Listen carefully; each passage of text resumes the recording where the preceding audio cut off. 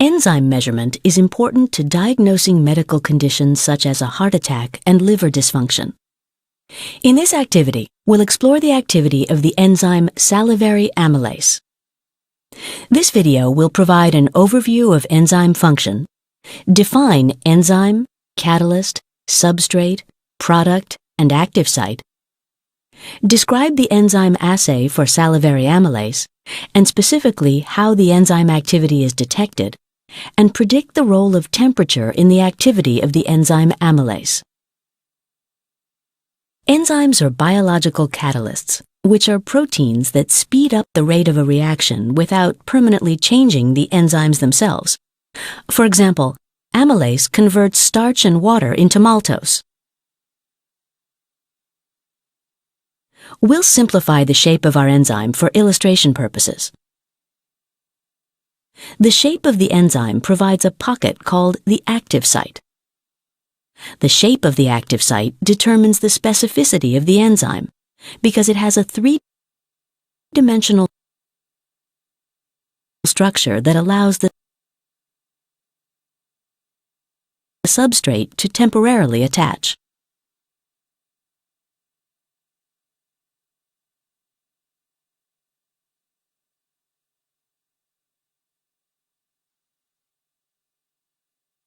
The substrate of a reaction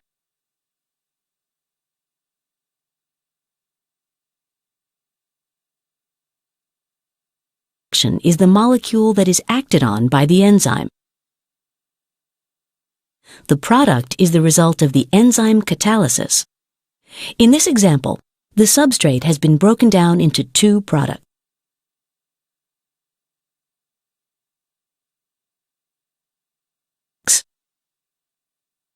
Let's check your understanding. Which of the following is matched correctly?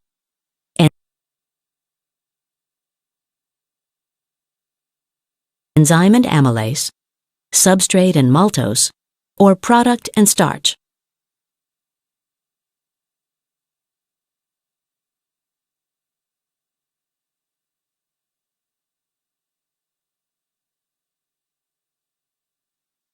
Amylase catalyzes this reaction.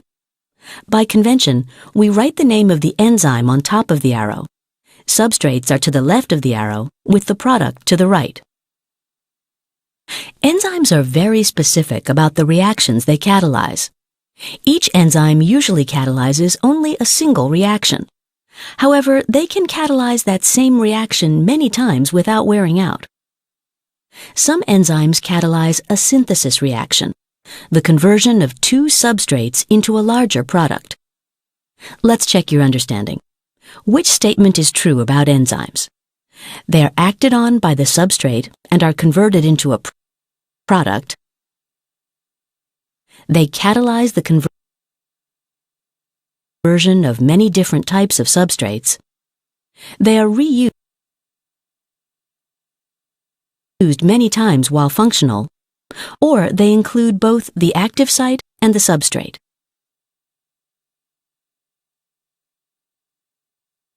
Enzymes act upon a specific substrate and can do so many times without degenerating.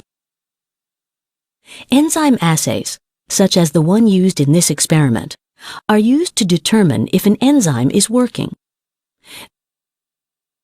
This assay is performed in the test tube, in vitro, using isolated salivary amylase. Amylase catalyzes the hydrolysis of starch to oligosaccharides, including maltose. For this enzyme assay, we're able to detect the presence of starch, the substrate, and maltose,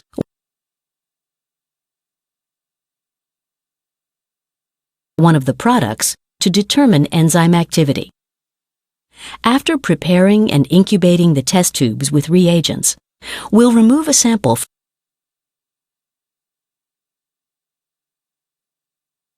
from each tube.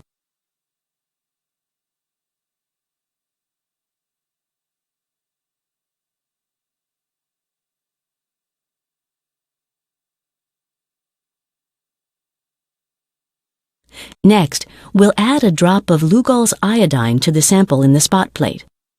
When Lugol's iodine and starch combine, they form a blue-black color for a positive starch test.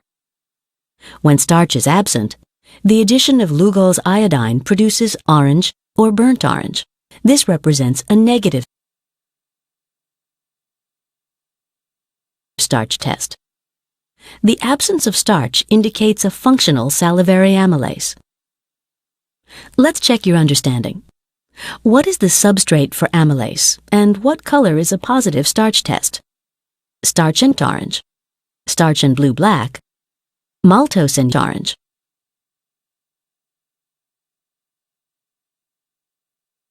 Or maltose and blue-black.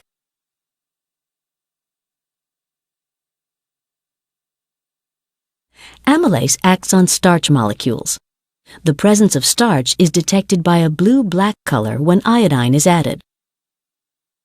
Another way to test the activity of amylase is to test for the presence of the products of the catalysis, reducing sugars. Benedict's reagent detects the presence of reducing sugars such as maltose, glucose, and fructose. After performing the Lugol's iodine test, we'll use the remainder of the incubated solution to perform the Benedict's test. We'll add the Benedict's reagent to each tube and add the test tubes to boiling water for 5 minutes. A positive sugar test is detected as a color change from the original blue to green, orange, or burnt orange. A negative sugar test is detected when the solution remains blue after the addition of the Benedict's reagent and the boiling step. Let's check your understanding.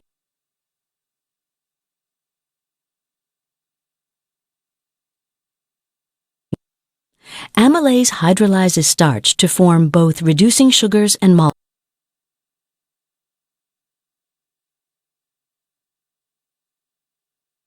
maltose. A negative sugar test would produce a blue, orange, or green color.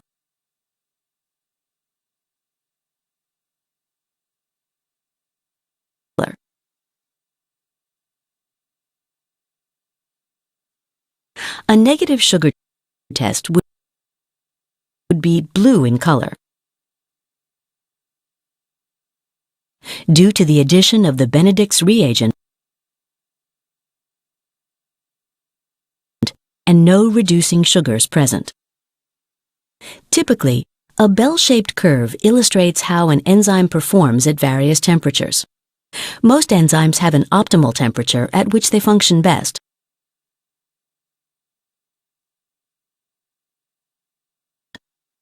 The peak of the curve would present the optimal temperature, when the enzyme activity is the highest.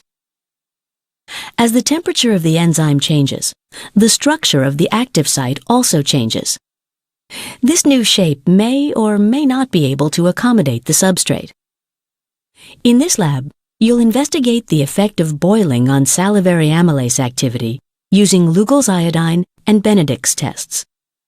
As you head into the lab, think about how you would expect amylase activity to change with different additives and incubation conditions.